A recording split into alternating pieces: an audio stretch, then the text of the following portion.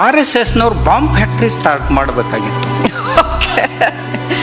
ಹಾಗಿದ್ರೆ ಅವ್ರಿಗೆ ಯಾವ ಬ್ಯಾನ್ನು ಮಾಡ್ಲಿಕ್ಕೆ ಸಾಧ್ಯ ಇರ್ತಿರ್ಲಿಲ್ಲ. ಯಾರ್ಯಾರು ಎಲ್ಲೆಲ್ಲಿ ಬಾಂಬ್ ಫ್ಯಾಕ್ಟ್ರಿ ನಡೆಸ್ತಾ ಇದ್ದಾರೆ ಅವ್ರಿಗೆ ಸೆಕ್ಯೂರಿಟಿ ಕೊಡ್ತಾ ಇದ್ದಾರೆ.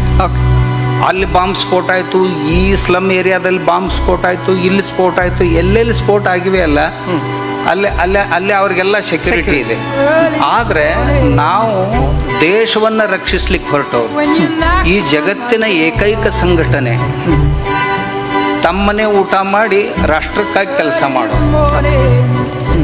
ಅವರು ಈ ದೇಶದ ಅನ್ನ ತಿಂದು ಇದೇ ದೇಶದಾಗ ಬಾಂಬ್ ಸ್ಫೋಟ ಮಾಡೋರು, ಅವರಿಗೆ ಸಪೋರ್ಟು, ಅವರಿಗೆ ಸೆಕ್ಯೂರಿಟಿ ಇದೆ. ಆದ್ರೆ ತಮ್ಮನೆ ಅನ್ನ ಊಟ ಮಾಡಿ ಈ ದೇಶದ ಸೇವೆ ಮಾಡುವವ್ರಿಗೆ ಮಾತ್ರ ಬ್ಯಾನು. ಇದು ಅವ್ರು ವಿಚಾರ ಮಾಡ್ಬೇಕು. ಬಹುತೇಕ ಆ ಮನುಷ್ಯನ ಬುದ್ಧಿ ದಿವಾಳಿ ಆಗಿದೆಯೋ.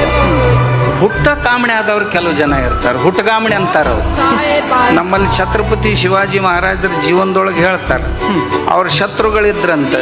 ಇವ ಔರಂಗಜೇಬ, ಅವ ಉಣ್ಣಾಕ ಕುಂತನಂದ್ರೆ ತಾಟ್ನ್ಯಾಗ ಸಹಿತ ಸಂಭಾಜಿ ಶಿವಾಜಿ ಕಾಣ್ತಿದ್ರಂತೆ. ಇನ್ನು ಹಂಗೆ ಸಂಘ ಅವನು ಕಾಣ್ತಿತ್ತು ಅಂತಂದ್ರೆ ಅದಕ್ಕೆ ಅವನೇ ಕಣ್ಣು ರಿಪೇರಿ ಮಾಡ್ಕೋಬೇಕ ಹೊರತು ಅದು ದೋಷ ಉಳಿದವ್ರ